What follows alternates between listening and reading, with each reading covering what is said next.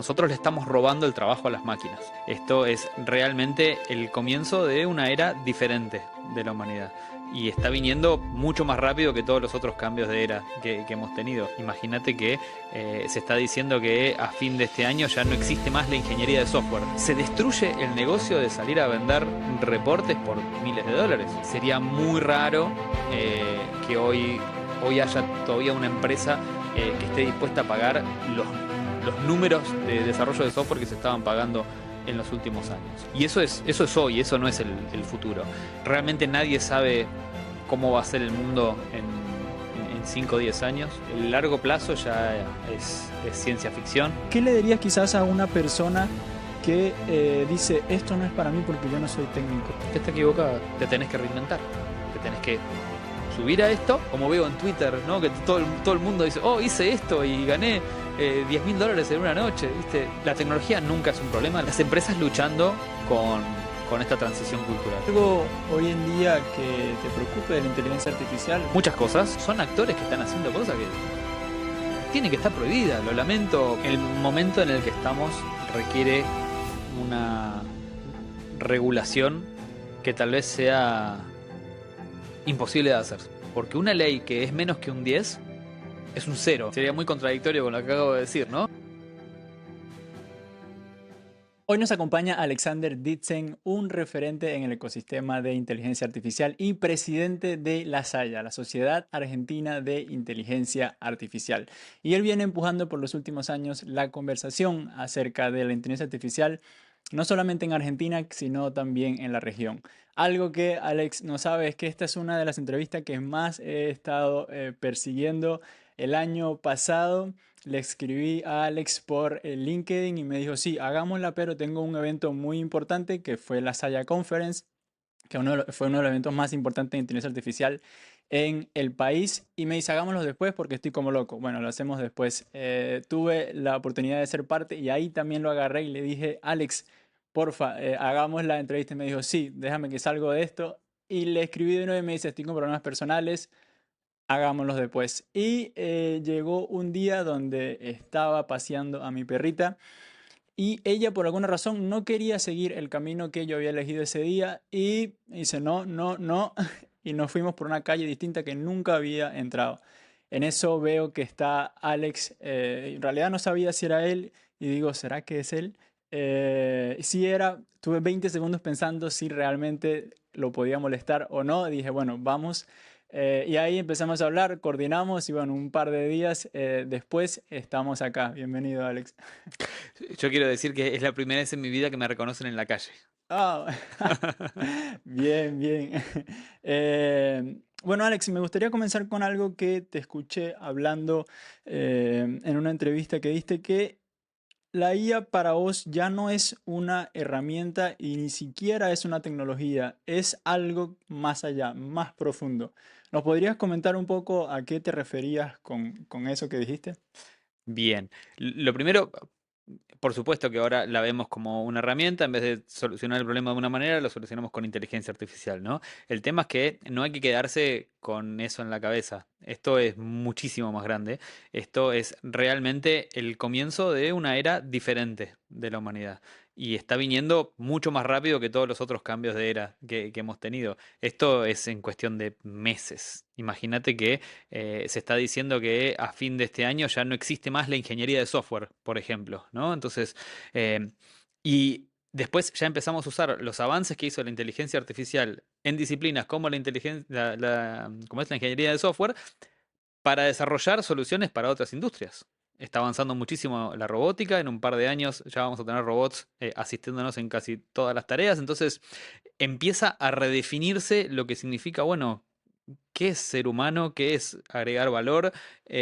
Tenemos que obligadamente empezar a hacernos preguntas sobre qué es la conciencia, qué son emociones, porque si no respondemos esas preguntas, la máquina nos va a desafiar y nos va a decir, che, yo soy consciente, yo tengo emociones. No, no las tenés porque ya hicimos, no, no hiciste el trabajo. Entonces, eh, básicamente, imagínate la cantidad de eh, preguntas muy profundas y de revoluciones muy profundas que nos tenemos que hacer, que claramente no son las que provoca una herramienta nueva, ¿no? Una herramienta es no sé, el Big Data, ¿no? Es una revolución muy grande a nivel negocios, pero sí, es una tendencia nueva.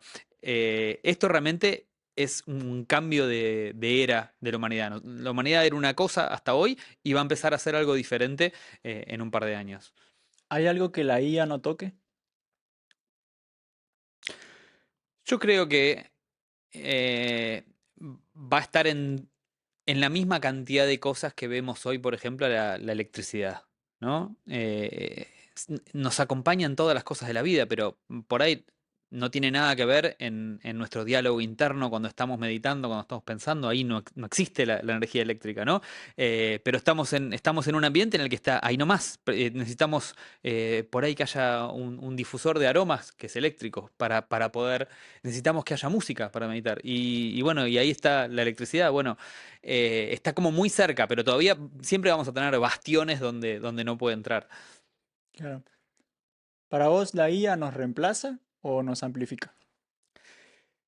Yo creo que es un poco de las dos y un poco de ninguna de las dos, porque hay que entender realmente que es una forma de inteligencia. Todavía está por verse si es una forma de existencia, ¿no? Si ese sistema existe, si tiene como una conciencia, si tenemos que darle como personería jurídica, entidad, ¿no? Eso lo vamos a ver en 5, 10, 15 años, no mucho más. Eh, o si siempre va a ser algo inerte como una roca o un martillo o algo por el estilo. Eh, el tema es que lo que no podemos negar es que resuelve problemas y que es inteligente, ¿no?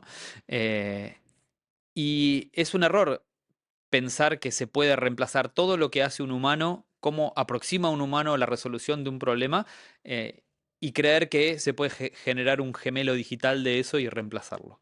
El- la anécdota que más sirve para esto, y la digo en todas mis charlas, y le pido disculpas al que ya vio otra de mis charlas, porque realmente es la mejor, es la diferencia entre un pájaro y un avión. Eh, si tomamos el hecho de volar como si fuese la inteligencia artificial vuela como un avión, eh, necesita combustible, necesita turbinas, nosotros volamos como un pájaro, necesitamos comer una lombriz por día y podemos volar grandes distancias con un movimiento que no tiene nada que ver, eh, pero los dos vuelan. Y entonces, y nosotros podemos decir, y los dos tenemos inteligencia, son inteligencias que van por caminos diferentes, que tienen como pros y contras diferentes, con lo cual son muy buenos para algún tipo de tarea y nosotros somos muy buenos para otras. Entonces, si vamos a atacar algún problema, lo mejor es decir, es entender cómo son esos tipos de inteligencia y aplicarlos los dos al mismo tiempo. Decir, a ver, mira, para resolver este problema yo tengo que leer todos estos informes, comprimir la información de 514 archivos de Excel y ahí tomar una decisión. ¿Es realmente un proceso en el que el cerebro humano es bueno? Y no, la verdad que todo ese preprocesamiento me lo podría dar la inteligencia artificial y convertirlo en una conversación, ¿no? Em, el ser humano tiene que convertirse en un experto de la pregunta, porque el conocimiento está todo condensado en los modelos de lenguaje y está disponible para todos. Entonces, vos no te vas a diferenciar más por tu conocimiento, te vas a diferenciar más por tus preguntas. ¿Y cómo vas a hacer mejores preguntas? Desarrollando el espíritu crítico, no haciendo los cursos de prompting que están haciendo todos, ¿no? Vas a desarrollar tu espíritu crítico tomando un libro complicado de filosofía, yendo a la universidad, ¿no? Está toda esta locura de, no, ¿para qué la universidad si yo estudio prompting y la universidad va a morir? Todo lo contrario, vos tenés que eh, hacer la carrera más complicada que tu vida te permita hacer, porque necesitas hacer conexiones neuronales que te llevan a mejor pensamiento crítico, que te llevan a hacer mejores preguntas y el que hace las mejores preguntas es el que se queda con los trabajos del futuro. Ahí sí vas a reemplazar al que no está entendiendo esta revolución y al que se resiste. El que dice, no, mira, mi trabajo es entrar a una página web, sacar un reporte, después prepararle a mi jefe una presentación con datos que yo comprimo en este Excel. Todos los días hago lo mismo, entro a las mismas páginas y hago el mismo archivo. Ese trabajo puede desaparecer mañana.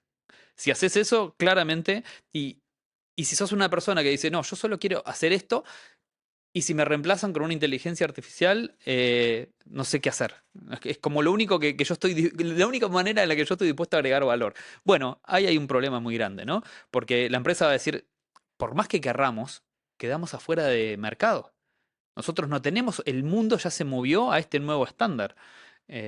Y no tenemos forma de competir. Nos vamos a quedar sin clientes no te pagamos el sueldo. O sea que por una razón o por la otra vos tenés que dejar, tenés que soltar esta actitud, ¿no? Tan de aferrarte a cómo se hacen las cosas hoy, porque no hay opción, el mundo va para este lado. Y bueno, a partir de ahí se contratará a la persona que a una flota de inteligencias artificiales empieza a hacerle las preguntas correctas para mantenerlas en control, para bajar los costos, para asegurar la calidad, para minimizar cualquier tipo de riesgo, para minimizar cualquier tipo de sesgo, que es una injusticia muy grande que acarrean los sistemas de inteligencia artificial, errores en el entrenamiento, o sea, empiezan a desarrollarse una cantidad de roles nuevos, incluso hasta está por empezar a aparecer, y lo veo cada vez en más lugares, la profesión de psicólogo de la inteligencia artificial. Los, los modelos empiezan a sentirse desmotivados, desvalorados. eh, Hay que empezar a ver de qué manera administrar la carga de trabajo porque empiezan a aparecer estas cosas. Que es que los modelos en algún momento del día a la gente le dicen, no, no, ya está, ya fue demasiado por hoy, vamos a dormir. Eso está apareciendo con empresas que no voy a nombrar, pero de las que usamos todos los días, ¿no? Gente que está pagando $200 por mes para exprimirlas al mango. No, bueno, bueno, y con esto cerramos y ya nos vamos a dormir, ¿no? Y del otro lado, no es algo a propósito, ¿eh? Esto está apareciendo y parece que es una función de la complejidad y la grandeza de los modelos, o sea, la cantidad de parámetros y de datos que manejan. em, está empezando a mostrar algunas, casi le podríamos decir, emociones digitales, ¿no? Que hay que empezar a administrar para sacarle el máximo provecho posible en una empresa. Y ese trabajo es psicólogo de la inteligencia artificial. Así que imagínate la cantidad de profesiones que se van a ir desarrollando en este camino de eh, la inteligencia artificial hace algunas cosas, nosotros los humanos somos especialistas y lo vamos a hacer para mí, para siempre, en otras, pero estamos en el momento de ese traspaso. Ese traspaso es doloroso y para mí esto de robar los trabajos es al revés. Nosotros le estamos robando el trabajo a las máquinas. Cada vez que nosotros queremos hacer ese trabajo de eh, entre dos planillas de Excel hacer un reporte, ese trabajo no es nuestro, no es para nuestra inteligencia, no es para nuestro cuerpo, no es para nuestra emotividad, para nuestra experiencia personal, para nuestra capacidad de manejarnos en la contradicción. Si está todo tan parametrizado y son todos números que se pueden bajar en un proceso, ese trabajo no es para vos, es para una inteligencia artificial. Buscate otra cosa para hacer, anda a la universidad, sea auténtico, hace preguntas que nadie hace, que solo vos con lo que vos viviste y con tu personalidad y con tu visión del mundo podés hacer. Y ahí vas a encontrar un lugar en la nueva economía de la IA. O sea que básicamente ChatGPT está triste o está con menos ganas de trabajar, pues básicamente eso es lo que hace el psicólogo, o sea, como ayuda a, a que estos modelos empiecen a performar mejor, pero igual, o sea, es súper loco, no lo había escuchado y también que la inteligencia artificial se pensó en un principio con la idea de emular lo que son las redes neuronales. No llegamos a eso todavía porque tampoco terminamos de entender las redes neuronales Exacto. y en su totalidad, pero es súper interesante y al mismo tiempo algo que me recuerda es este término que se lo escuché o lo leí en el libro de Santiago Bilinkis y Mariano Sigman, que hablaban de la comoditización de la excelencia. O sea, todos tenemos acceso a estas herramientas y capaz acá sin ningún tipo de herramienta, ya ahora que todos estamos ahí, empieza un nuevo nivel, una nueva vara y a partir de eso es que tenemos que trabajar. Y ahí capaz ese humano-máquina es lo que nos da esa ventaja, ¿no? ¿Cómo ves esa comoditización de la excelencia y cómo podemos seguir estando al frente si queremos estarlo?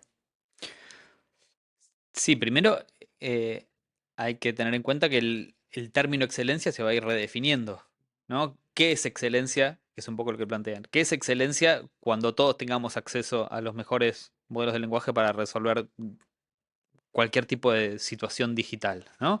Eh, es básicamente tener una suscripción y saber más o menos promptearlo, porque cada día hay que hacer, se puede ser peor prompter y los modelos funcionan cada vez mejor. Entonces, a lo que se están refiriendo es lo que entendíamos como excelencia hace solo un par de años, hoy en día es algo para todos. Puedes tener en tus manos al mejor físico, mejor dicho, al mejor equipo de físicos del planeta, al mejor equipo de economistas, al mejor equipo de consultores.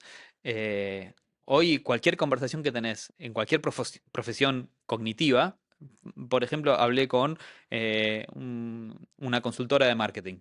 eh, que tenía que hacer un estudio que le hubiese demandado, me dice, a mí, que soy una persona experta, me hubiese demandado 3 días y si se lo entregaba a otra persona para hacerlo, por lo menos me hubiese tomado medio día hasta que le pasaba el contexto de todo lo que yo esperaba obtener, ¿no? Me dice, se lo tiré a una de estas inteligencias artificiales, las de primer nivel, y no solamente entendió bien el archivo, la belleza y la calidad del modelo eh, fueron algo impresionante y lo tuve en minutos, ¿no? Em, el problema es que él no hizo nada especial para tener eso. Él tuvo, otra vez, volvemos al tema de el ser humano como gran preguntador. Él lo único que hizo fue saber dirigir el modelo en esa dirección y lo sabe dirigir porque es un experto de años en marketing, ¿no? Yo que no soy, yo estudié ingeniería, eh, tengo en mis manos el mismo reporte, el mismo Excel con todos los datos, y no llego a obtener ese reporte, ¿no?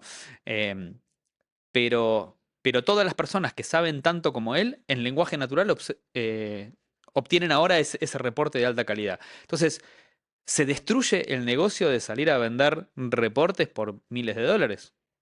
Porque por ahí tarda un par de semanas en los que puedes vender los últimos. Pero en 1 o 2 años, ¿quién te va a pedir un reporte? No, el reporte me lo tenés que dar como parte de otro servicio. Eh, y ahí es donde empieza la creatividad y los puestos nuevos, así como hablábamos recién del psicólogo de la inteligencia artificial. Claramente ya la excelencia en qué tenés que hacer con el marketing, bueno, está comoditizada. Mm, Y, y las empresas están empezando a decir, bueno, ¿y qué es lo que vamos a vender? Y es muchísimo más grande lo que empezás a vender, que es ¿cómo te asisto yo a que tu operación con inteligencia artificial no choque con tu cultura interna, todo tu equipo humano esté motivado, que no haya problemas de seguridad, que no haya problemas de costos, que tengas una sorpresa, que todo el mundo lo empiece a usar? Eso pasa un montón. Y de pronto te llega una, una factura de $5.000 de consumo de tokens porque no están optimizados. Bueno, empieza una millonada de otros problemas por esta presión de empezar a usar inteligencia artificial y realmente son trabajos que ni siquiera estamos imaginando. Y este del psicólogo es una de muchas suposiciones que están habiendo, pero seguro que aparecen problemas nuevos. Y por ahí el consultor de marketing tal vez deja de llamarse así, es un consultor en inteligencia artificial aplicada en la comercialización dentro de una economía agéntica, ¿no? Y ahí ya nos vamos por ahí de lo que es el trabajo de ese consultor de marketing y empezamos a hablar un poco de cómo empieza a cambiar toda la economía. Porque si empieza a haber agentes en el lugar de trabajo, empieza a haber agentes cuando digo agentes, es un sistema de inteligencia artificial que es capaz de decidir su propio camino con una meta definida. Diferente del famoso chatbot que tiene como el camino como mucho más acotado. Entonces, los agentes se están usando cada vez más en procesos de negocio, porque los procesos de negocio son a veces difíciles de bajar a un proceso muy rígido y tienen que estar tomando decisiones a partir de cómo fueron cambiando cada una de las condiciones con las que se van encontrando, ¿no? Bueno, eso es un agente. Se están empezando a usar en todos lados, todo el mundo está demandando o está en un proceso de transformación de un proceso por un agente, eh, pero eso va a empezar a pasar en nuestra vida personal, ¿no? En vez de anotar las cosas en una libreta o en nuestra memoria. Vamos a empezar a tener conversaciones en lenguaje natural con agentes personales y va a llegar el momento en el que el agente personal nos va a ofrecer ayuda para comprar cosas que a nosotros por ahí no tenemos o nos olvidamos o son cosas que no nos genera mucho placer comprar, como, no sé, productos de limpieza, farma, cosas de comida que todos los días sabemos que comemos lo mismo y si las puede encontrar un poquito más baratas o una cosa por el estilo, ya está. Y después sí, los productos por ahí que en lo que nosotros disfrutamos la compra, sí, va a seguir todo igual, ¿no? Eh, Ir a comprarme una moto y yo la quiero sentir, quiero ver cómo me queda, no quiero que me la compre un robot. Pero ahí es donde empieza esto de yo lo llamo la economía agéntica, a falta de un nombre un poco más específico, eh, en la que vos tenés vos como gerente, como empresa, tenés que empezar a venderle a un robot. Es el robot el que toma la decisión, que tiene información perfecta, que la busca de toda la red, no lo podés engañar, no podés generar una especie de ventaja por la plaza, por estar cerca, sino que el robot va a decir, compro al que me cobre menos flete, ¿no? Con la logística más eficiente. Y esas empresas, para hacer esa transformación, van a necesitar ayuda de gente que ya está viendo esta transformación y les ofrezca servicios de eh, marketing para robots, ¿no? Entonces, imagínate cómo se siguen abriendo y se siguen abriendo diferentes puestos, diferentes negocios, y en el camino, claro, esta excelencia comoditizada, si mantenemos constante excelencia, porque la excelencia obviamente se va redefiniendo, pero lo que entendíamos hace 2 años como excelencia, ya está, ya la tienen todos. Entonces, el corolario es, te tenés que reinventar, te tenés que subir a esto, no volverte loco, porque el diferencial es lo que vos sos, lo que vos sabés, lo que vos entendés, los años de experiencia en tu profesión, ese es tu acervo. Eso no está comoditizado. Lo que está comoditizado es lo que se entendía como un servicio que se pagaba mucho dinero. El más obvio por ahí, además del de la consultora de marketing, es el software. Eh, Hoy vas a pedir una aplicación y si te ofrecen, si te dicen, sí, mirá, vamos a tener un equipo que va a hablar con vos y más o menos la podemos tener en 8 meses y va a costar unos $200.000. No, no. Hoy eso es, tenemos un preview hoy a la tarde, ¿no? De cómo quedaría. Pones una persona a trabajar y en 2 semanas la aplicación está en producción. Em, y el presupuesto de 200.000 baja a 2.000. Y eso es hoy, eso no es el futuro. Eh, y sería muy raro que hoy haya todavía una empresa que esté dispuesta a pagar los números de desarrollo de software que se estaban pagando en los últimos años.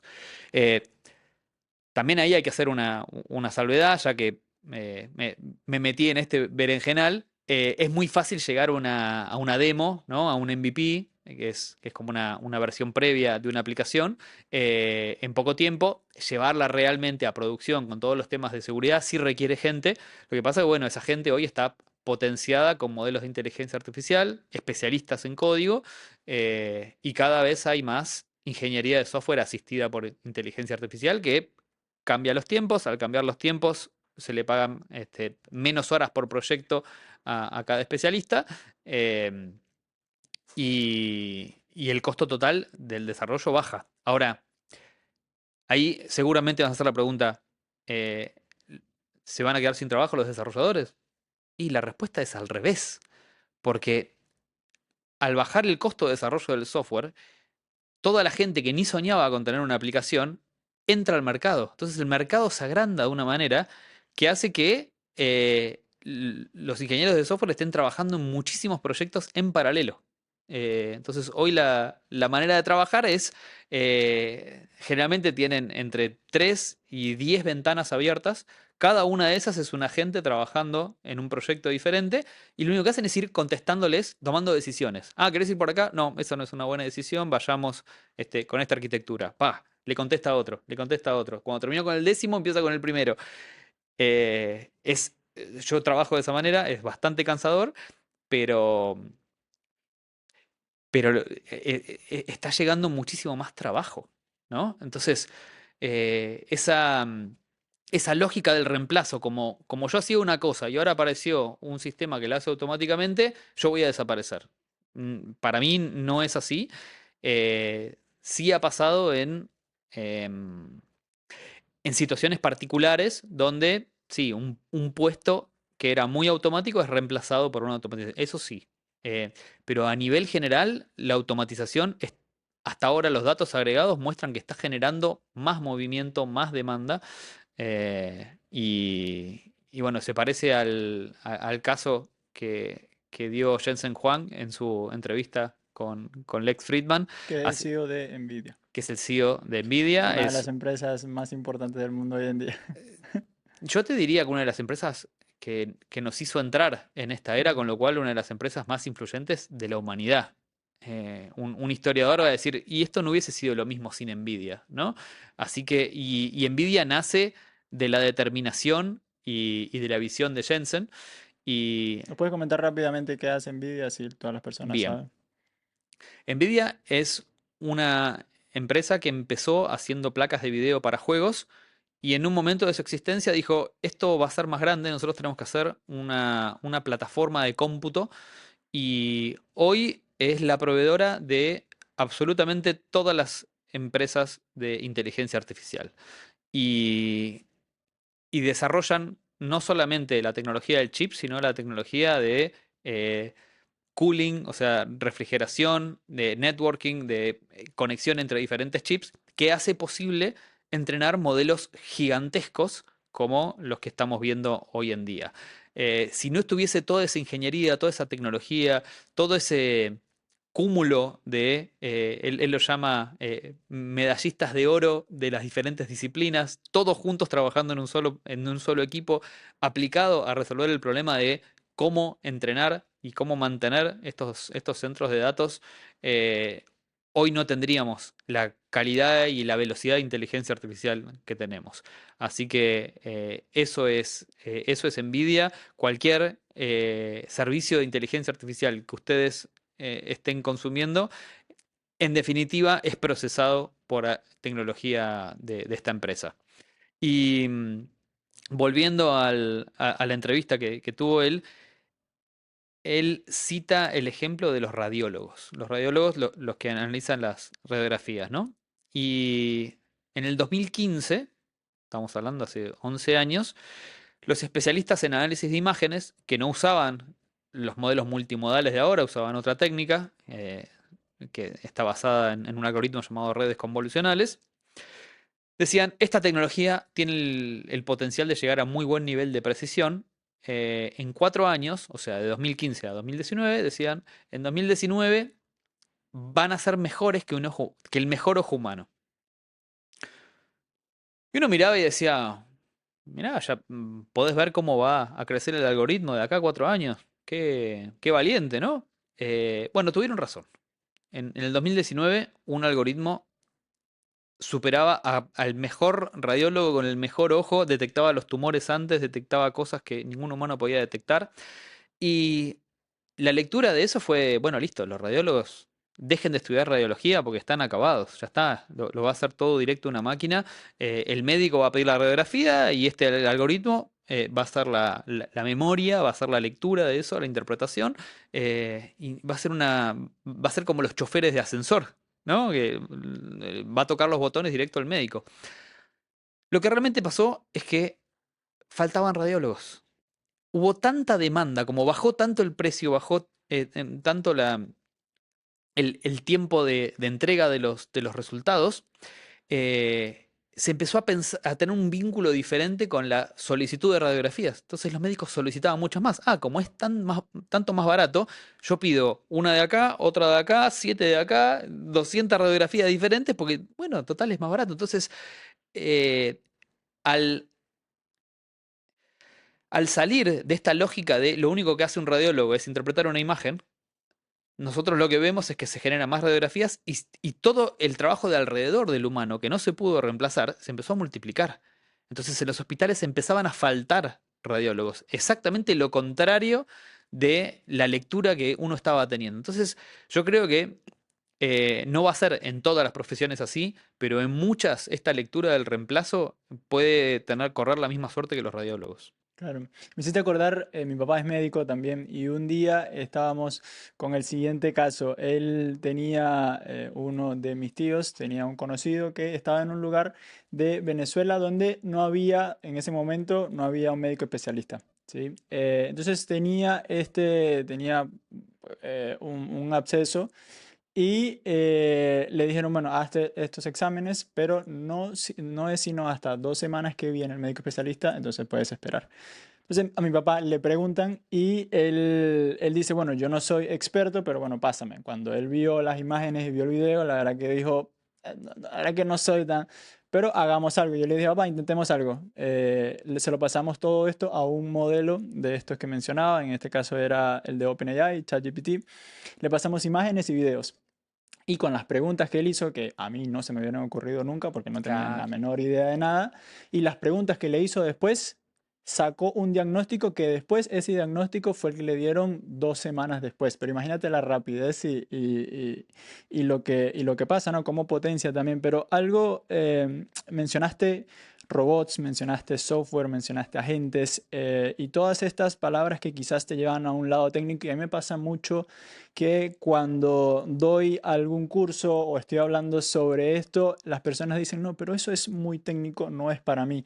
Hablaste de algo que me parece importante, que es el lenguaje natural y cómo esa diferencia que antes, bueno, se le hablaba a las computadoras de otra forma, ahora utilizando lenguaje natural. Entonces, ¿qué le dirías quizás a una persona que dice, esto no es para mí porque yo no soy técnico, esto no es para mí porque yo no soy ingeniero o no estudié programación? Que está equivocada. Eh, Esto va a entrar en absolutamente todas las industrias y todas las actividades humanas. Va a entrar en la casa.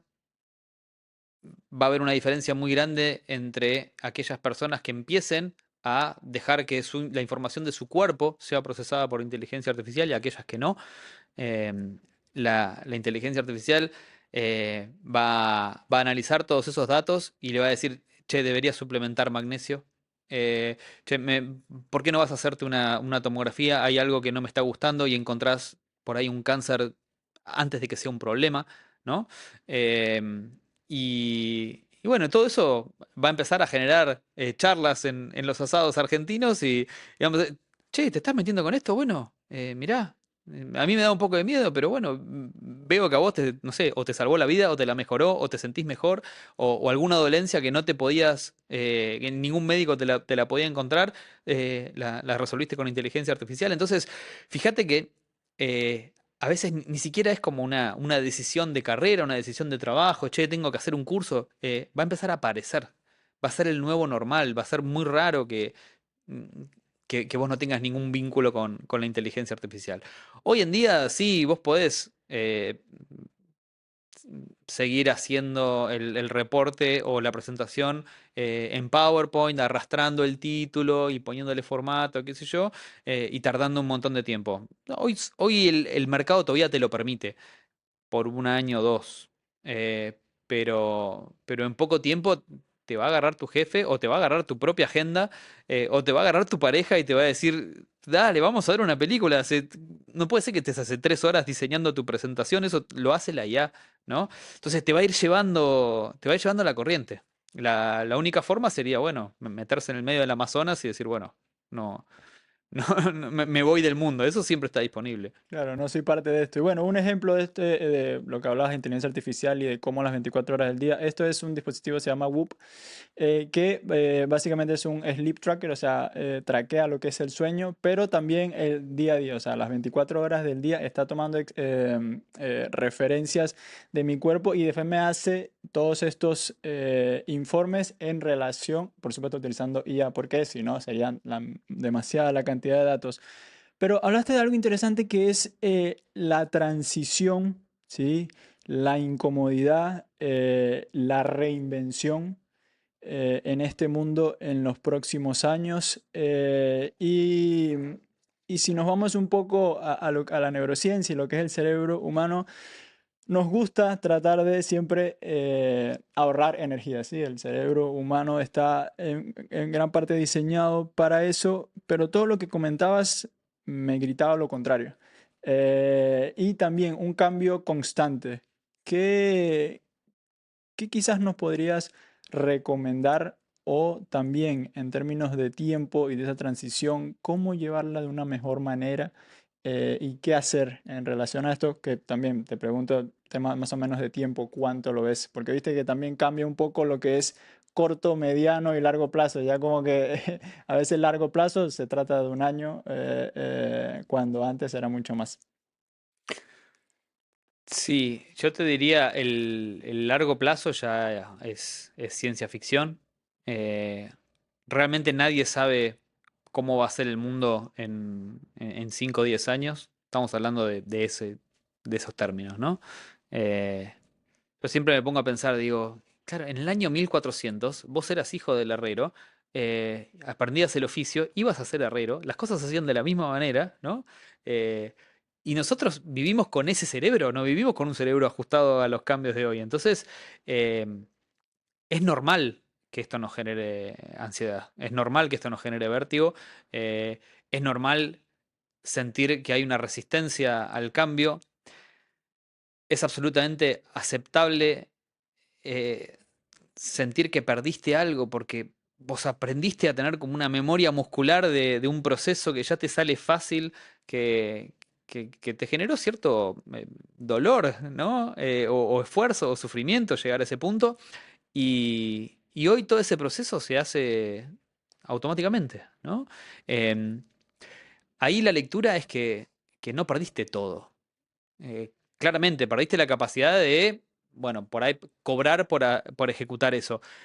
Pero haber aprendido a hacer eso a vos te pone en otro lugar. Y volvemos siempre a esto de eh, tenemos que refugiarnos en nuestra autenticidad y en nuestra capacidad de hacer preguntas únicas. Recién lo dijiste claramente con tu papá.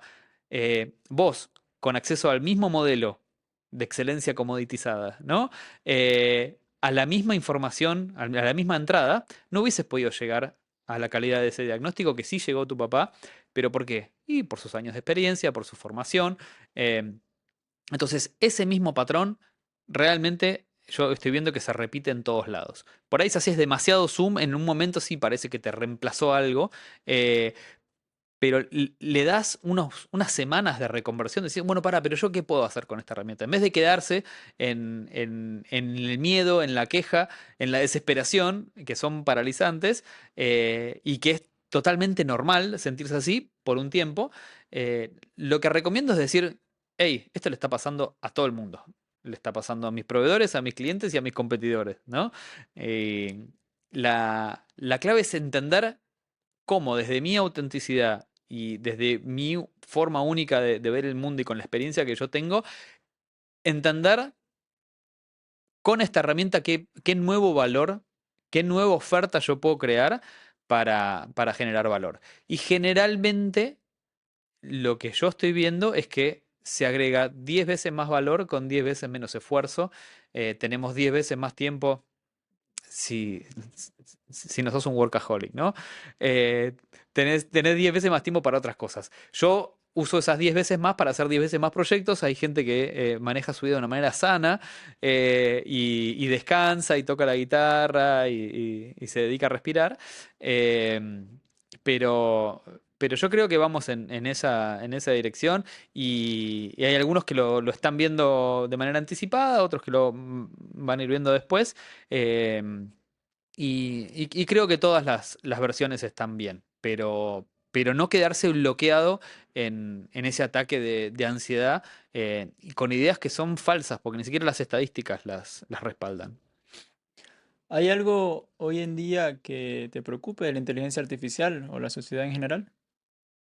Muchas cosas, como toda tecnología de propósito general y extremadamente potente, tiene su lado oscuro, algún precio hay que pagar, tiene varios lados oscuros. Uno de los que me preocupa mucho es el uso absolutamente irracional el hecho de decir, ah, bueno, entonces reemplazo por completo toda mi planta humana y tengo una flota de agentes de inteligencia artificial. Los últimos intentos de hacer eso, ¿sabes cómo terminaron? Dieron de baja el bot, volvieron a contratar a todas las personas y los empezaron a hacer trabajar juntos. Salió más caro.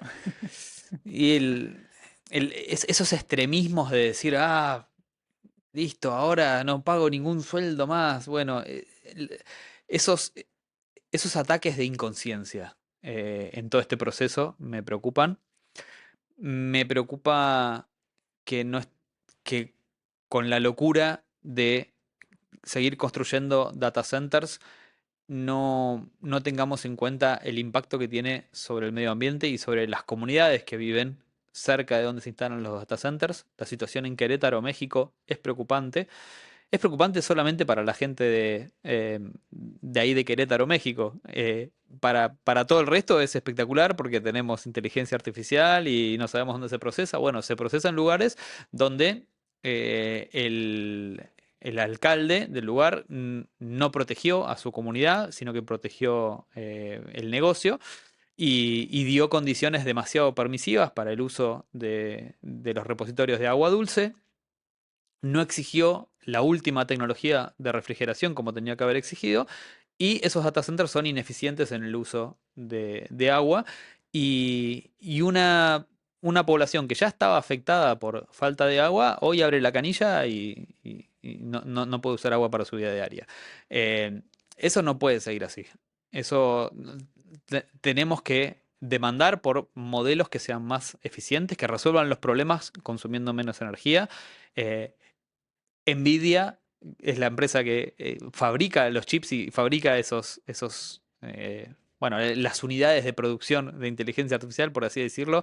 Está haciendo todo lo posible por generar sistemas que necesitan menos refrigeración o que puedan refrigerarse a veces hasta el aire. Por ahora no lo están logrando. Los sistemas de mayor alta performance tienen que seguir siendo refrigerados por agua. Las empresas fabricantes de data center están haciendo su esfuerzo para consumir la menor cantidad de agua posible. Y el tema es que tenemos que ser todos conscientes, ¿no? Y cuando se empiecen a instalar los data centers en nuestro país, decir, está perfecto, pero necesitamos un compromiso o un límite de uso para que el cuerpo de agua pueda seguir regenerándose.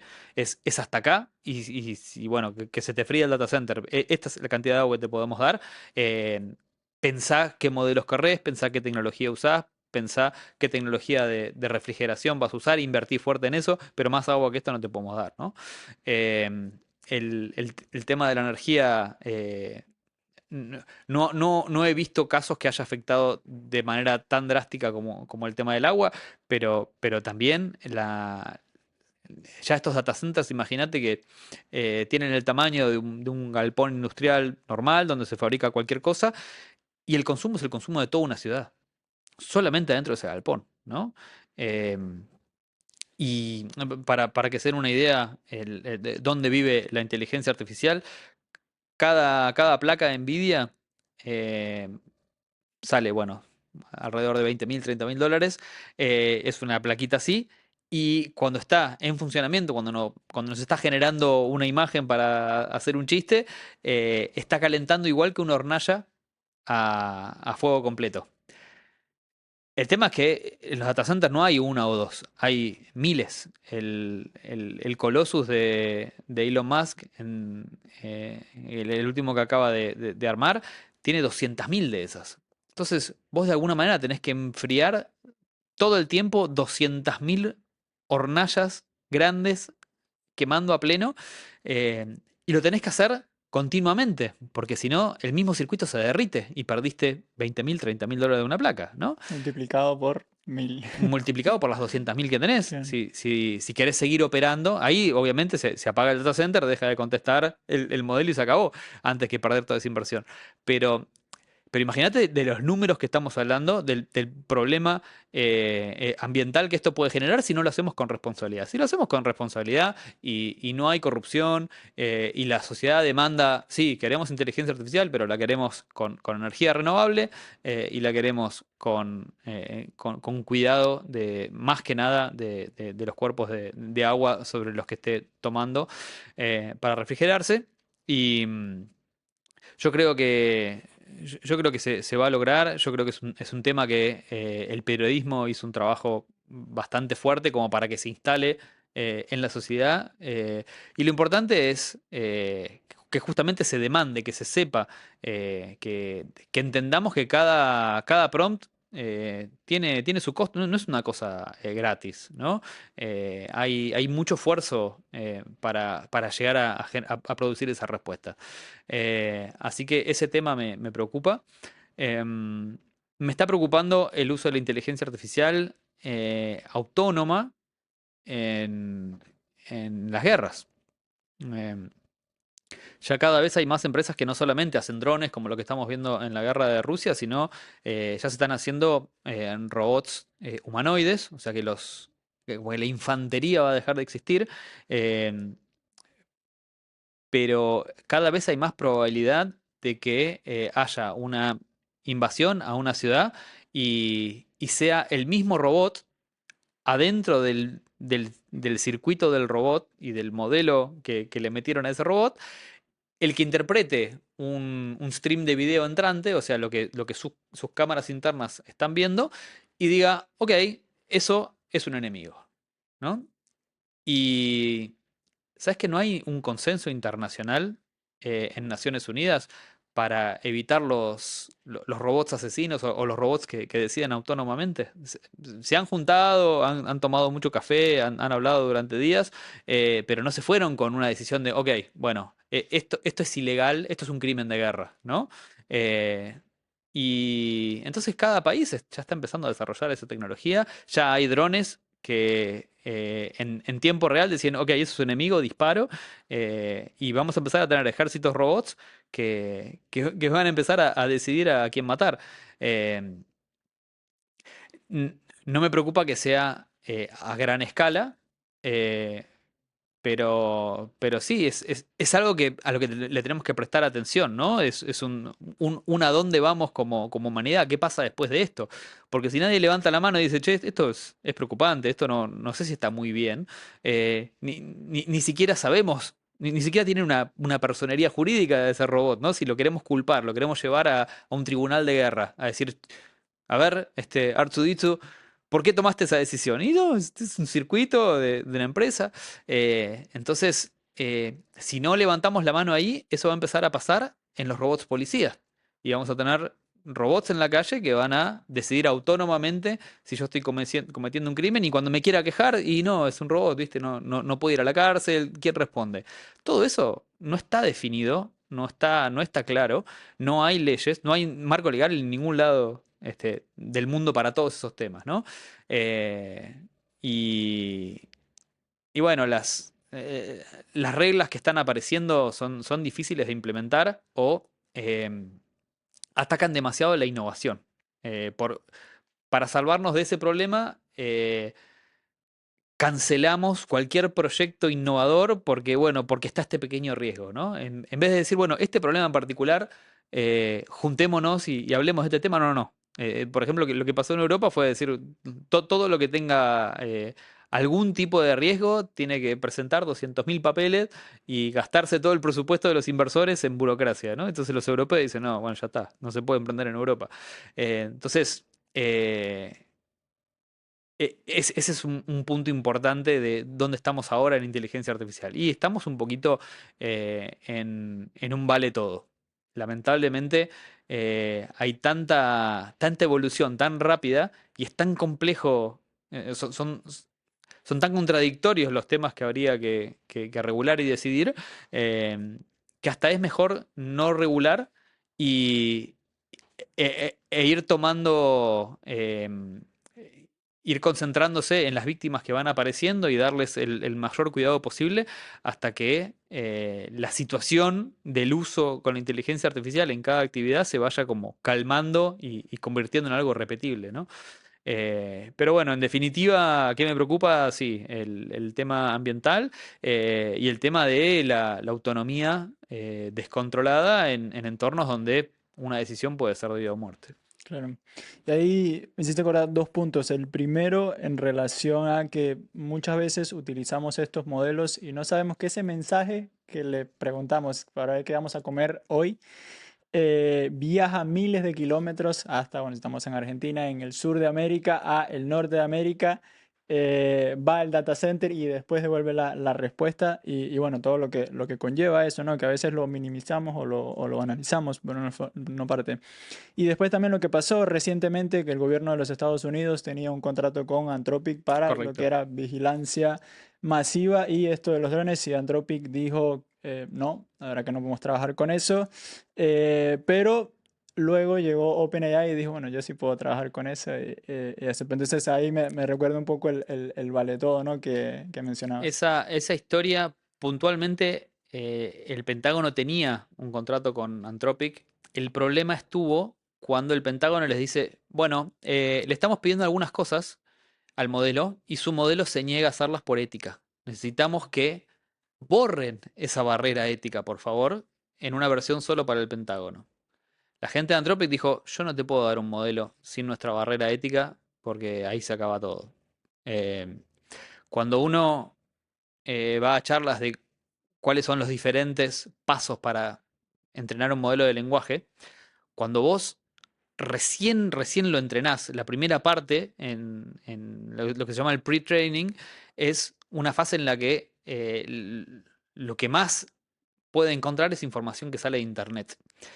Y todos los libros y todos los blogs y qué sé yo. Pero la internet es un lugar agresivo.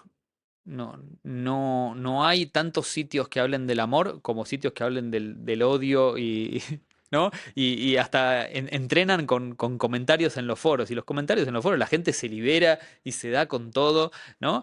Entonces, lo primero que sale de esos modelos es realmente un monstruo. Y lo van como llevando con un proceso también de entrenamiento y con feedback humano, ¿no? Van teniendo conversaciones hasta que el humano dice, ok, bueno, por fin me respondiste educada y amablemente. Bueno, pero eso es todo un proceso y entonces mi suposición es que solamente Anthropic sabe el monstruo que tienen ahí y que ellos han llegado a darle una versión civilizada. Este pedido del Pentágono les habrá hecho pensar, bueno, si nosotros empezamos a sacarle alguno de estos controles, empezamos a tener una especie de asesino serial con todo el poder del Pentágono. De ninguna manera, nosotros no vamos a ser los que estamos detrás de esto, porque después pasa algo y se van a dar vuelta, fue Anthropic, ¿no? Eh, y después, sí, es verdad que ese contrato de 400 millones de dólares se lo queda Sam Altman, pero Sam Altman es mucho mejor negociador, tiene un departamento de legales un poco más, por ahí más avesado, y negociaron varias cláusulas. Eh, pero bueno, en definitiva quedó como que Anthropic es la empresa que protege a la humanidad y OpenAI la empresa que protege a los negocios. Quedó ese relato y y ese fin de semana la sociedad estadounidense reaccionó y se desinstalaron ChatGPT y se instalaron Claude. Por primera vez en la historia, Claude pasó como aplicación de inteligencia artificial a ChatGPT en el Apple Store de Estados Unidos, ¿no? Algo muy interesante sobre el consumidor como actor, ¿no? El consumidor apareciendo en la escena y cambiando el curso de las cosas. Claro, y fue Sam Altman, que es el CEO de OpenAI, fue lo primero que intentó hacer y fue el tuiteó, no, vamos a hacer esto, esto, esto, pero las personas dijeron, no, Ya quedó. Sí, que, es un poco injusto eso, pero mm, bueno, estás en ese juego, pasa lo mismo con la política, ¿no? Por ahí hay. Alguna vez hay un político bien intencionado que, bueno, lo que quiere hacer no se ven los resultados ahora, o la lectura es compleja y hay que tomársela con calma. Y no, y se empieza a viralizar como la forma más simple, ¿no? Esto es malo, ¡baf! empiezan las redes como: "No, esto es malísimo, esto nos va a hacer esto", y no lo puedes parar. Acá creo que pasa algo parecido. Eh, Creo que las dos compañías son igual de buenas y malas. Y hablamos un poco del mundo, pero me gustaría tocar, creo que por lo que ambos estamos trabajando, que sería Latinoamérica y específicamente Argentina. ¿Cómo ves parada a la región en relación a la inteligencia artificial? ¿Y crees que, nada, vamos por buen camino o debemos tratar de virar? ¿Y en qué estás trabajando hoy para que eso sea de esa forma?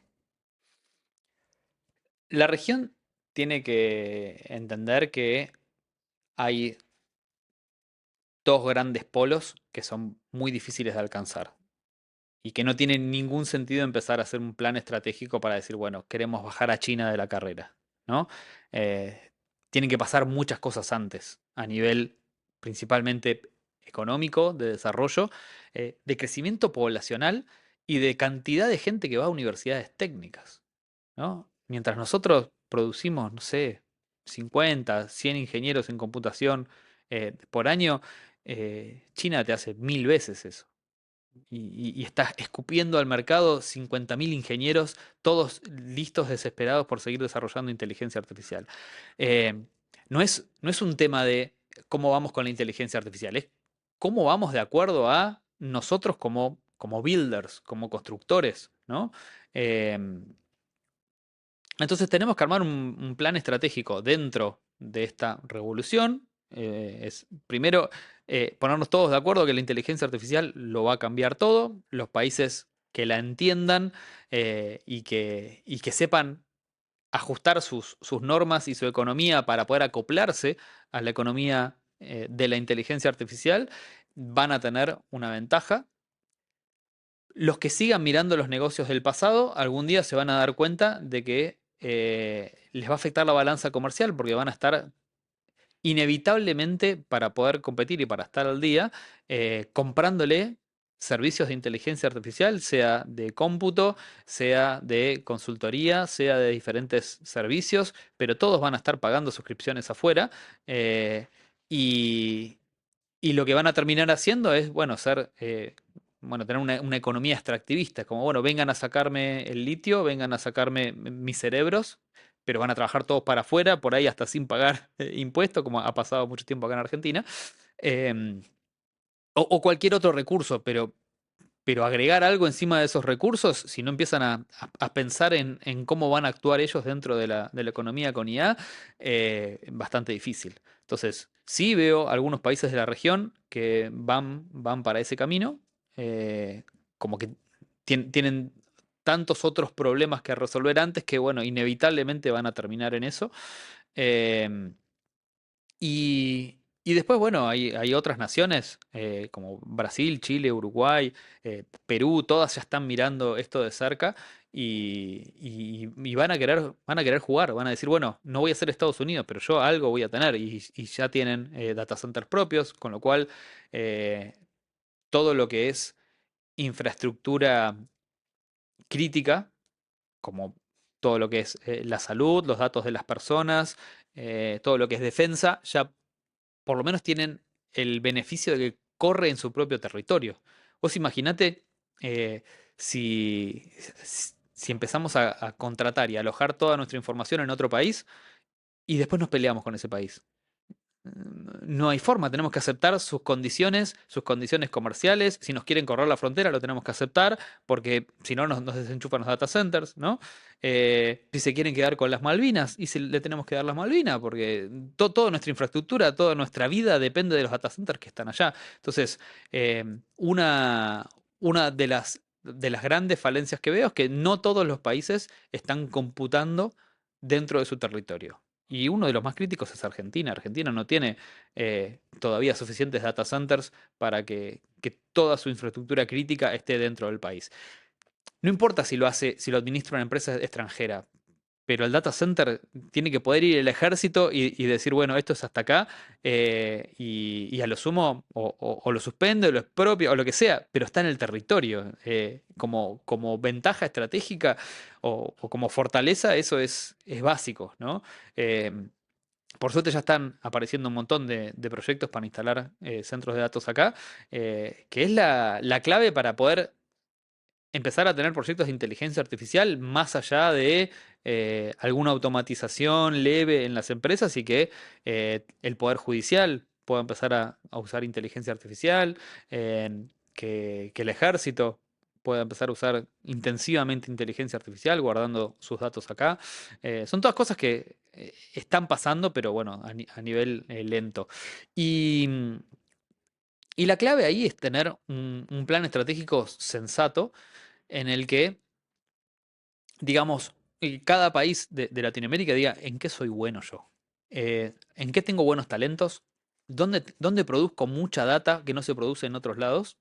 eh, y si la proceso acá, yo puedo convertir eso primero en autonomía, pero de la autonomía empiezan a salir servicios para otros países. Entonces, para tomar el caso de Argentina, Argentina, además de que tiene un gen emprendedor casi único en el mundo y una capacidad de generar empresas nuevas tremendas, y eso lo tiene que apoyar desde el lado de la regulación, no frenarlo como ha pasado en Europa. Y la oportunidad ahí es que todavía estamos en está la oportunidad, ¿no? Europa tuvo que volver atrás y ya yo creo que perdió varios años en lo que es la carrera de la innovación. Argentina está con el libro abierto todavía en ese sentido y creo que van a salir muchísimas empresas de inteligencia artificial con equipos muy chiquitos, con capacidad de venderle al resto del mundo desde Argentina. Y bueno, el tema es eh, qué empresas podemos llegar a, o qué servicios de inteligencia artificial podemos llegar a generar nosotros que no es tan fácil que se generen en el resto del mundo. Esa debería ser la pregunta clave, el leitmotiv de todo un plan estratégico. Y la respuesta para mí ahí es, ok, somos muy importantes en petróleo, en minería, en agro, eh, y, y a partir de ahí, usando toda esa cantidad de datos que se producen, porque hay mucha actividad, hay diferentes tipos de cultivos, diferentes tipos de operaciones, y tenemos los mejores cerebros, no solamente atendemos a los proyectos de acá, sino que hemos desarrollado modelos específicos para esas actividades que solucionan problemas en otros lugares del mundo, ¿no? Y podemos aplicar un modelo que se desarrolló en la Pampa Argentina, tal vez en el sur de Estados Unidos. Porque, bueno, llegamos antes, hicimos una empresa tan de nicho, tan específica, que aprendió tanto de diferentes sutilezas. Mientras Estados Unidos estaba concentrada en hacer los modelos ultra gigantescos para todo el planeta, nosotros hicimos algo muy de nicho, pero somos los mejores del mundo en eso. Entonces nos llaman de todos lados.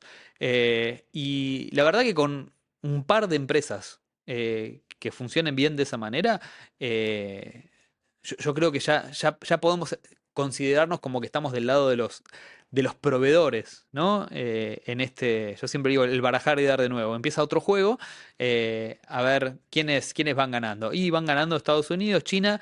Ya el tercer puesto, no sé si está tan claro. Me parece que viene ya una cola de jugadores más chicos. Latinoamérica tiene que tratar de poner la mayor cantidad de países adentro de esa cola y sacar el lugar de los meros consumidores, ¿no? Al resto. Pero es estrategia, es decisión y gobiernos avispados, que bueno, para mí no están en toda Latinoamérica. Es difícil, ese punto es difícil, no vamos a entrar ahí, pero siguiendo con el tema de las empresas, hay una cita de Harvard Business Review que dice un poco que la tecnología está yendo a la velocidad de la luz, ¿sí?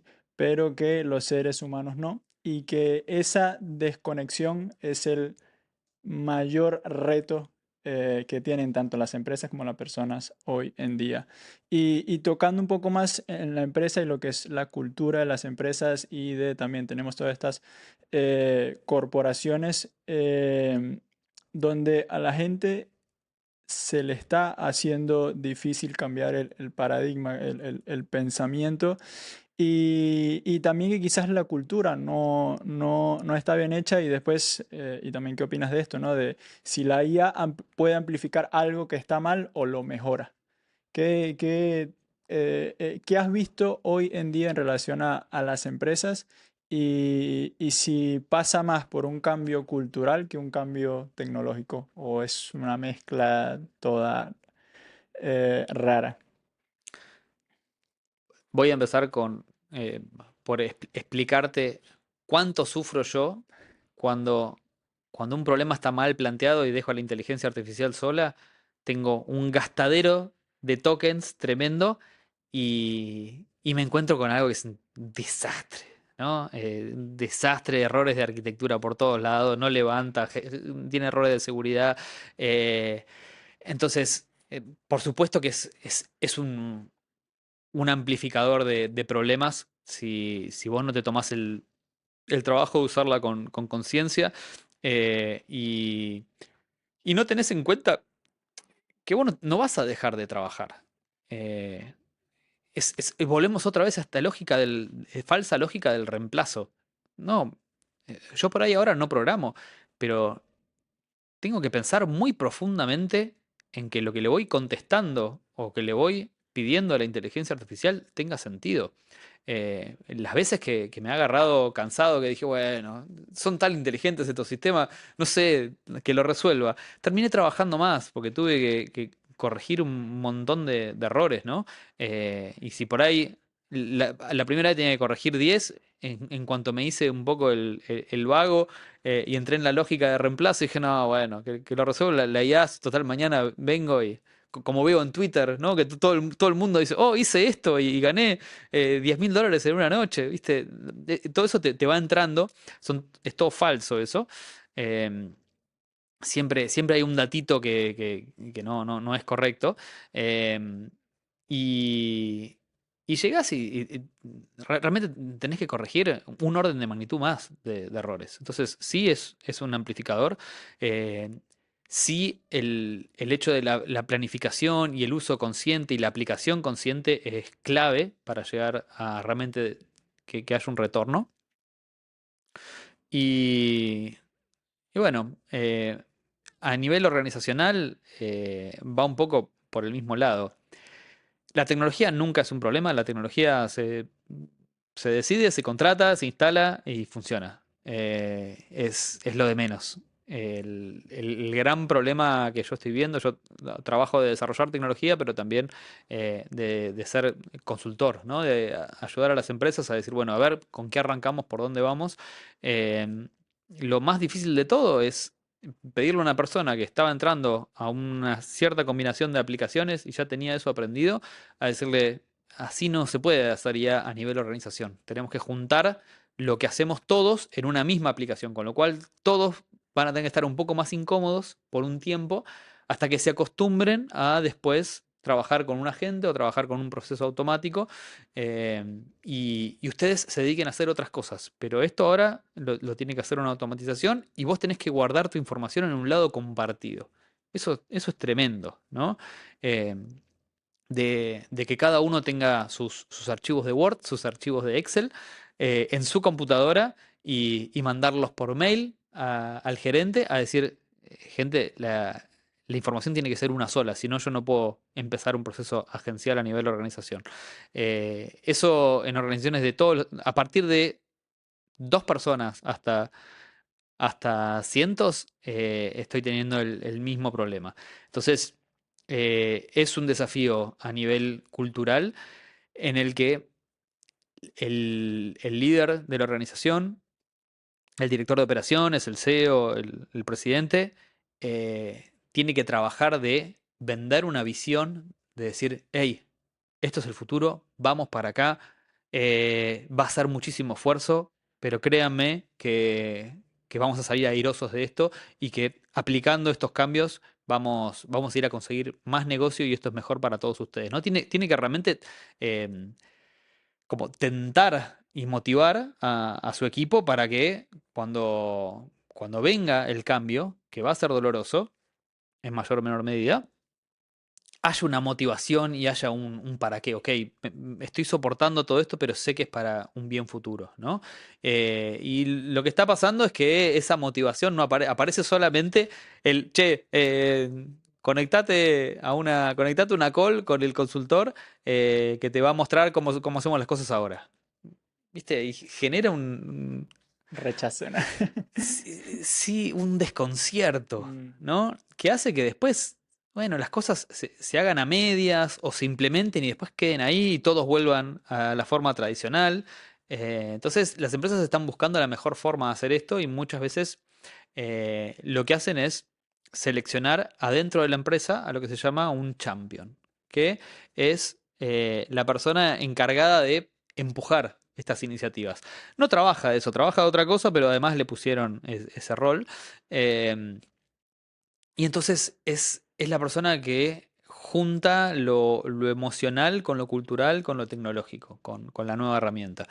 Y dice, bueno, no, bueno, fíjate, trata de no mandarlo de esta manera, ya para tal día todos tenemos esta información pasada acá, pero fíjate qué bueno que va a estar, porque no vas a tardar tiempo en hacer esta cosa, esta otra, y es el que está todos los días vendiéndolo y no solamente cuando va el equipo de consultoría una vez cada 2 meses, ¿no? Eh, pero hoy te diría que el estado general es ese. Gente usando ChatGPT, cada uno como le parece, en su cuenta personal, eh, por ahí no de la manera más óptima, y las empresas luchando con esta transición cultural. entiendo. Y pasando un poco a lo que es leyes y demás, sé que hace poco estuviste como parte del equipo de Saya en el Senado de la Nación, dando una charla y hablando, y bueno, pero me da curiosidad cómo pensaron eso y quizás a una persona o a las personas que están en el rol de promulgar nuevas leyes o al mismo llevarlas adelante. ¿Cómo eso? ¿Sobre qué fue? ¿Qué pensaste? ¿Qué crees que es lo mejor sin llegar a Europa, quizás? Es decir, no, bueno, tipo, nos paramos y hasta que esto no sea completamente seguro, no le vamos para adelante. El momento en el que estamos requiere una regulación que tal vez sea imposible de hacer. Entonces, básicamente el mensaje fue sí, hay que regular. El problema que tenemos es que los derechos que vulnera la inteligencia artificial ya están protegidos con las leyes actuales, porque mm, en definitiva, si yo me voy a proteger de que me hicieron un deepfake, eh, la ley que me protege del uso no autorizado de mi imagen ya existe. Entonces, lo que nos han planteado los legisladores es cuál es el curso de acción, ¿no? En definitiva, lo están haciendo de una manera más fácil, más económica, más rápida, pero están cometiendo el mismo delito y nosotros ya hicimos nuestro trabajo de proteger esos derechos. Eh, y lo que sí estuvimos viendo es que los proyectos que estuvieron cerca de entrar bueno, en conversación, o sea, tuvieron su chance de ser ley, eh, al no ser proyectos profundamente trabajados, donde se suma a todos los actores a que den su opinión de cómo va a impactar en ese lugar de la sociedad, ¿no? Em, Se iba a generar una ley absolutamente distorsiva. Y acá no estoy hablando desde un sector. Saya es una organización que siempre tiene la misión de mirar el impacto completo en toda la sociedad, ¿no? Entonces no, yo no vengo de una cámara empresaria a decir, che, esto va a afectar a las empresas. Es muy bueno para la gente, pero va a afectar. No, cuando vos tenés una ley que es mala, em, tal vez protegés una situación con la que vos estabas pensando para hacer la regulación, pero cuando ves el total, toda la sociedad está peor si la ley no está bien pensada. Entonces nuestro mensaje es ese, es no nos apuremos a regular, porque una ley que es menos que un 10 es un cero, no hay gradualidad. Es realmente una ley distorsiva que por ahí a vos te impide proteger a las víctimas, y cuando digo víctimas es las chicas que fueron víctimas en los colegios de los deepfakes. Es uno de los temas que lo tengo acá, que digo, eso no puede seguir pasando, tenemos que encontrar una manera de parar eso. Las chicas después no quieren ir al colegio, no pueden terminar su último año del secundario, y todo porque la herramienta es demasiado fácil de usar, ¿no? Ahí me meto en este paréntesis. Cuando investigué sobre este tema, los chicos entraban a páginas web. en las que lo único que había que hacer era hacer un drag and drop de las fotos que se bajaron de Instagram de sus amigas y la página te devolvía las páginas. No era que tenías que hacer un curso en Machine Learning aplicado a tratamiento de imágenes, viste que era... generalmente los que hacen ese curso después lo usan para trabajar, no para hacer estas pavadas. El que hace las pavadas no quiere ponerle mucho esfuerzo. Y estaba la página web, que no era que decía transformamos cualquier imagen en lo que vos quieras. No, decía desnuda a tus amigas, decía la página. ¿No? Y esa página estaba viva en la internet blanca, con acceso normal. Bueno, tal vez hay que empezar a tener políticas de ciberseguridad. Y así como en la calle, en la vía pública, que sería como la versión digital de internet, no hay un local en el que vos puedas hacer eso, un local a la calle con certificación que te si pasa eso, en 2 minutos llega la policía y lo clausura. Bueno, ¿por qué no estamos clausurando esa página web en la vía pública digital que tenemos, ¿no? Por ahí la conversación debería ir un poco por ese lado. No sé si es la inteligencia artificial, ¿no? Son actores que están haciendo cosas que tienen que estar prohibidas. Lo lamento. Ahí no estamos hablando de libertad de expresión o libertad de hacer la página que yo quiero. Hay cosas que no pueden estar. Eh, y, y bueno, yo creo que viene mucho más por cuando yo te decía, antes de regular, empezar a ver a las víctimas. Bueno, estas son las víctimas, las tenemos identificadas. Hagamos algo alrededor de esto. ¿Qué podemos hacer? Y podemos hacer una mesa de ayuda rápida, especialmente para este problema. Encontremos alguna forma de que el perpetrador saque las fotos de la red. eh, Empecemos em, a ver de qué manera, bueno, investigar un poco cómo fue que las hizo y ver si no hay una página que lo hizo demasiado fácil y que de Argentina no pueda salir tráfico incluso hasta podemos banear ese servidor. Entonces, si vos estás en Argentina, querés entrar a esa página, no podés, tenés que entrar por una VPN. Seguramente ese chico no sabe usar una VPN o no tiene ni ganas de investigarlo, ya, bueno, molesto con otra cosa, ¿no? Pero todo eso no está pasando. Y estamos hablando de la gran regulación de la inteligencia artificial. No vas a poder regular todos los temas en los que la inteligencia artificial se está usando, ¿no? Pero sí hay damnificados muy específicos. Y los otros son, a veces, nuestros abuelos, en algunos casos nuestros padres, que creen que lo que están viendo es real. Entonces, se clonan la voz de los hijos y se hacen estafas con eso. em, Se hacen duplicados de gente respetable, como Nelson Castro, como economistas, y se recomiendan inversiones que son una estafa y circulan por las redes. Bueno, empezar a armar un diálogo con las redes, como para decir, hey, estas estafas no pueden seguir circulando. Etiquetalas de alguna manera, que aparezca que alguien hizo como un reclamo sobre esto para que no se viralicen. Esas conversaciones, yo no sé si están, a mí no me consta que ni siquiera hayan empezado entre por lo menos el gobierno argentino o una coalición de gobiernos y las redes sociales. Como diciendo, che, nos está generando un problema porque esto es dinero de nuestros ciudadanos que se está yendo a criminales, ¿no? Y es a través de tu plataforma. Entonces, pensemos algo juntos, de buena onda, no es que te voy a prohibir, qué sé yo, pero tiene que aparecer el diálogo. Y me parece que esas son las conversaciones que tienen que estar en vez de una gigantesca ley de inteligencia artificial. Para ir cerrando, Alex, una de las preguntas que yo siempre hago al final del podcast es si tuvieras la... Y bueno, siempre la hago, no es porque estábamos hablando de leyes o del Senado de la Nación. Si tuvieras la oportunidad de promulgar una ley global en relación a la inteligencia artificial, ¿lo harías? Y si lo harías, ¿cuál sería y por qué?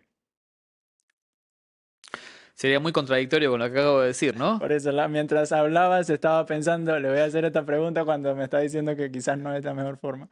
Eh, yo creo que no es el momento de lanzar una ley global. Eh, yo creo, refuerzo lo que dije antes, creo que son más que nada las partes ejecutivas, no tanto las partes legislativas, las que tienen que- que trabajar.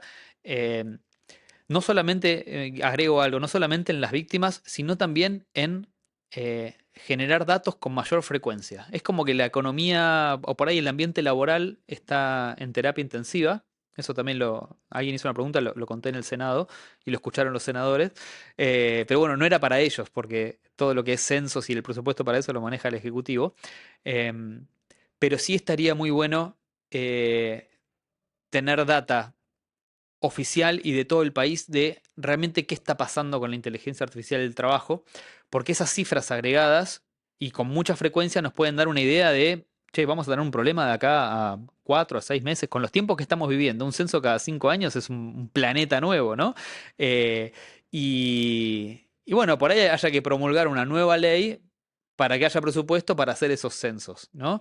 Eh, entonces, si me decís, una muy buena ley global sería eh, que todas las economías del mundo destinen un poco más de presupuesto en medir con más frecuencia cómo está su población y que todos podamos ver cómo está siendo realmente el impacto agregado de la inteligencia artificial, no lo que le pasó a una persona que se viraliza y todos pensamos que es así, ¿no?